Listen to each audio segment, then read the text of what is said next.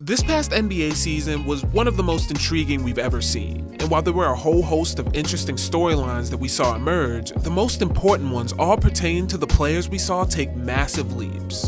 Over in the West, we watched as a literal alien made touchdown in the league and gave people something to really fear for years to come. And in the East, multiple point guards took that next step to become potential franchise guys for their respective teams. Guys like Tyrese Maxey, Tyrese Halliburton, and of course my glorious king, the king of New York, Jalen Brunson. And Brunson's emergence was something that really brought a lot of attention back to New York and had him being put into a lot of conversations about the best Knicks point guards of all time and easily made him the best Knicks point guard in over a decade.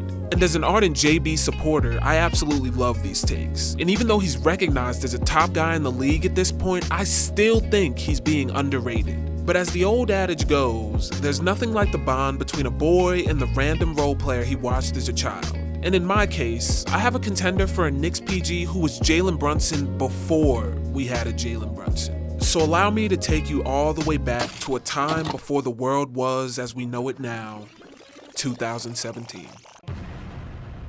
Due to the way TikTok and social media has accelerated our perception of time and the heightened fear of aging, some of you may say this makes me quote-unquote an unk or washed. And I'll do myself no favors with the following statement, but 2017 was actually a pretty calm year. Kendrick Lamar had just dropped music for the last time until descending back into the ether before returning to perform a public execution 7 years later. Gaming as a whole was in a great spot, with multiple high-profile releases, while 2K began its fall from grace with the universally hated 2K18. And in the general NBA, Kevin Durant had just succeeded in making my life as a fan infinitely more difficult by joining Golden State. All was pretty calm in the world, but unfortunately for me as a Knicks fan, and for New York sports fans in general, our worlds were crumbling. Aside from the Yankees finishing with a 92-win record and experiencing a breakout from the man who temporarily held the title of King in New York in Aaron Judge, everyone else was, for lack of a better word, trash. The Giants were bad, the Mets were bad, the Nets were the Nets, and the Jets were the Jets. Just about everything was positively terrible in New York sports, and this mediocrity extended to the Knicks, who were at the tail end of the Carmelo Anthony era and the wheels had fallen off. After an offseason that saw us pick up Derrick Rose and possibly the worst offseason addition ever in Joakim Noah, we spent the season getting smacked around by just about any and every team that came to MSG, and sometimes we did opposing teams favors and went to their arenas and let them beat us up in front of their home crowd. Some of my favorites from this season include opening night, where we lost to the reigning champion Cavaliers on their ring night, where we decided to give them another gift of a 29-point victory on their home floor, or just 2 weeks later, where Joakim Noah shot this infamous airball in a game that we, mind you, went on to lose by 13 points. And of course, 1 month later on December 7th, when we suffered our worst loss of the season to the Cavs again, where they whooped us by 32 points on our home floor. We were essentially the NBA's version of Flight Reacts, and by the end of it all, we finished with a 31-win record, with most of our games looking more like they belonged on a Gore website than national television. But following this season, we made a handful of moves that symbolized us fully embracing our failure. Chief among them was firing Phil Jackson and eventually trading Carmelo to acquire a handful of picks and fan-favorite center Enes Kanter. However, the one move we made, and where the lesson of this video truly begins, is that we signed Michael Beasley to a 1-year deal on August 17th. Now, like I said earlier, there's no bond like the one between a boy and the random role player he watched as a child. And for me, Beasley was one of those players. While his odd persona and hilarious off-court moments are what have gotten the most attention with him, he has one of, if not the most, fluid games I've ever seen. And his reputation as your favorite player's favorite player is well-deserved and extremely accurate. Beasley will become extremely important later in this video, so keep him in the back of your mind. But for now, just know his signing came months ahead of what would become our most important acquisition, signing Trey Burke.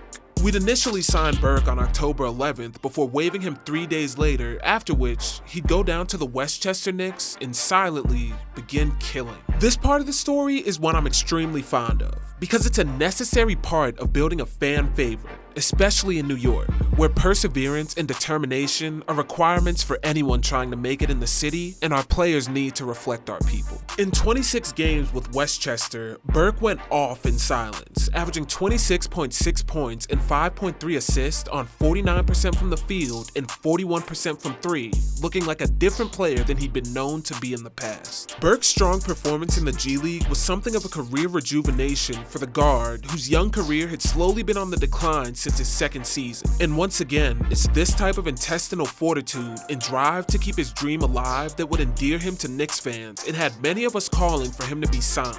And these calls were made louder by the fact that as he was killing in the G League, the Knicks were struggling mightily with their mediocre point guard rotation of a rookie Frank Ntilikina and a 34-year-old Jarrett Jack in his final NBA season. So on January 14th, 2018, the New York Knicks made one of the most important signings of my young life and called Trey Burke up from the G League on a 2-year contract. Now understand, this move didn't yield fruit immediately, with Burke receiving mostly spot minutes over his first few games, and although he did have a few breakout performances when he did receive consistent minutes, overall, his impact was pretty minimal. His explosive scoring potential and willingness to share the ball around not only gave New York a different look at point guard, but helped to inject some real life and excitement into a Knicks squad that was otherwise both sad and boring. All of this attention from fans meant that they began to take notice of Burke's resemblance to another legend that was able to not only rejuvenate a city's sport culture, but also embrace that underdog mentality. And so murmurs began on social platforms and around the league about a baby Iverson in New York.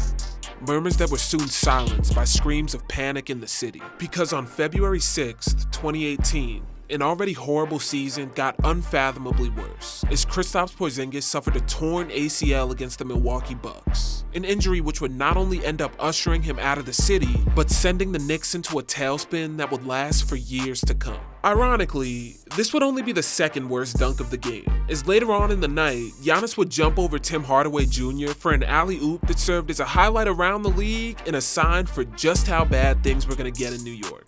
At the time of the injury, we were already on a 3-game losing streak, and we went on to lose 5 more games before having a lapse and remembering how to play basketball against the Magic just to go on another 9-game losing streak right after that win. Words can't begin to express how low of a time this was for Knicks fans, but out of this injury to KP sprung opportunity for Burke and the roots of a redemption story within utter sports tragedy. After KP's injury, while it took coach Jeff Hornacek a few games to get a hint about just who he had sitting on the bench, on February 22nd, 2018, Trey Burke was truly let loose on the league and the legend of Baby AI began. He started off with back-to-back 26-point games against the Magic and Celtics before putting 18 points on KD's Warriors, all the while acting as an anomaly for a changing league that was rapidly embracing the three-pointer and motion-based offense. Burke relied almost exclusively on his quick handle and lethal mid-range jump shot to create offense for himself in a way that endeared him to New Yorkers and fans of basketball in eras past, where the mid-range was revered as a weapon as opposed to maligned as an inefficient shot whose very existence went against everything this analytics-obsessed league had become.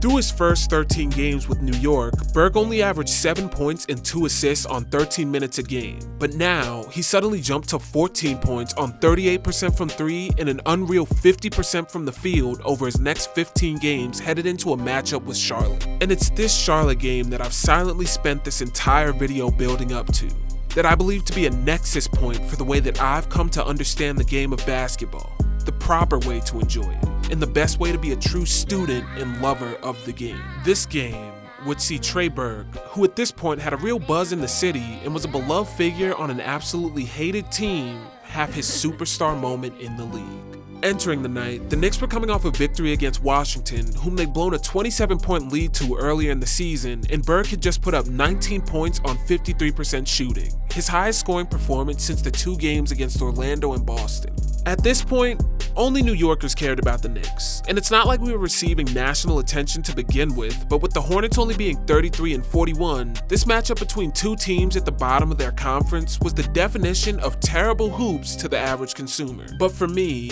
and other people who'd grown to love Burke's game and seeing what this iteration of garbage Knicks could give us, we were glued to our screens that night. But I couldn't have imagined what would happen next. Burke would have the game of his career, and I would get to bear witness in real time to a player entering the flow state and scoring at the highest level with surgical precision. He began the game by absolutely torturing Kemba Walker in the two-man game with Michael Beasley, using screens to not only get favorable switches for Mike to attack, but attacking the Hornets in the mid-range by putting his defender in jail or utilizing that killer pull-up that reminded so many people of AI. And he was not only targeting Kemba, but utilizing pivots, pocket passes, and killer crossovers to make the all-star PG look utterly helpless in front of his home squad. And Burke's offensive flourish, combined with Beasley's already recognized mastery of scoring, made for a game which some fans commented reminded them of AI and Melo in Denver, with two killers boiling the game down to its simplest elements to create art on the court. Burke cooked Kemba to the tune of 42 points, his career high which stands to this day, and Beasley tacked on another 27 to combine for 69 points on Charlotte, all of which were demonstrations of how beautiful the game truly could be. And perhaps the best part of this story of redemption for both Burke and Beasley, the point that stands above all as being a unique identifier of New York sports and the entire purpose of this video, is that the Knicks lost this game by 9 points in overtime. Now I understand what you may be thinking, and trust me, I'm already prepared for a steep drop in the retention graph as I anticipate you thinking to yourselves, did this clown just make me sit through a story where the payoff was a bunch of nameless role players losing in OT? And to that I'd say no. Well, yes, but not exactly. See, I define this game as something of a nexus point in my life for the way that I've not only come to understand the game, but truly have a love for the artistry of basketball. So often, people get caught up in consuming the numbers and narratives and wins and losses surrounding the game that they forget to consume the actual game. Basketball isn't just an analytics-based, who won, who lost sport that can be abused for debates and clicks on national television, but a true art form, one that's lost when we're bogged down by analytics and narratives of who won and who lost in screaming matches on TV. And no, I'm not saying we shouldn't care about who won or lost, nor that analytics don't have a place in basketball, but I'm instead advocating for a true appreciation of the game and looking deeper than just surface level win and loss debates. This loss wasn't just a loss, but a lesson to me. One that revealed that beauty can exist within defeat and mediocrity, that art can come within the chaos of a bad organization, and most importantly, that the game of basketball is one that'll teach you so much if you just know how to watch and listen. So even though the Knicks would go on to lose this game, and lose a whole lot more, and Burke would eventually fade away from the organization in favor of our newer, more trendy point guard, his importance to me and many other true Knicks fans out there can't be understated. So if you manage to make it through this video and your team is bad, just understand that there is beauty in the struggle, and try to find the bright spots on your roster. Unless you're a Pistons fan, then GG's, bro. Hopefully you enjoyed this video. Please be sure to like, sub, and hopefully I see you in the next one.